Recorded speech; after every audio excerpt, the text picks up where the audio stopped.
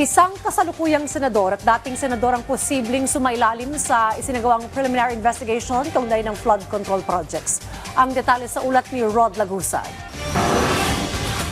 May panibagong mga malalaking personalidad na posibleng sumailalim sa preliminary investigation ng Department of Justice na deputized ng Office of the Ombudsman kaugnay ng issue sa flood control projects ayon kay Ombudsman Jesus Crispin Remulla. Matatandaan na una nang sumalang sa preliminary investigation sina Senator Jinggoy Estrada, Senator Joel Villanueva at dating Senador Bong Revilla.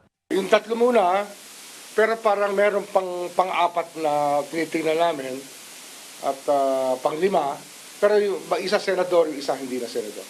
Paliwanag ni Remulla, DOJ na ang humahawak dito para maiwasan na masayang ang oras, lalo't nakakausap na ng kagawaran ang mga testigo. Ito anyay para manatili o tuloy-tuloy ang atensyon sa mga kaso. Tugon naman ni Remulla sa payag ni Senator Amy Marcos na kakasuhan na umano sina Estrada, Villanueva, Revilla at iba pang mga kongresista sa January 15. Buti siya, alam niya. Ako, hindi ko alam yun.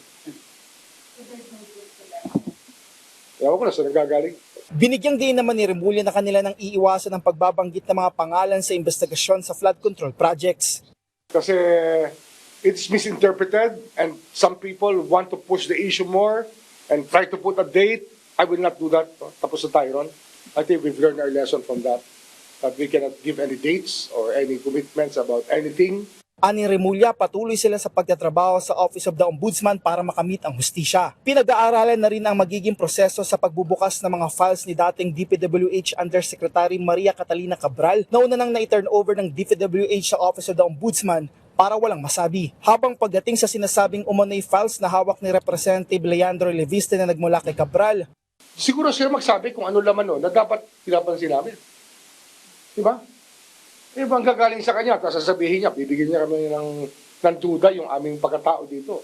Sabihin niya kung anong problema.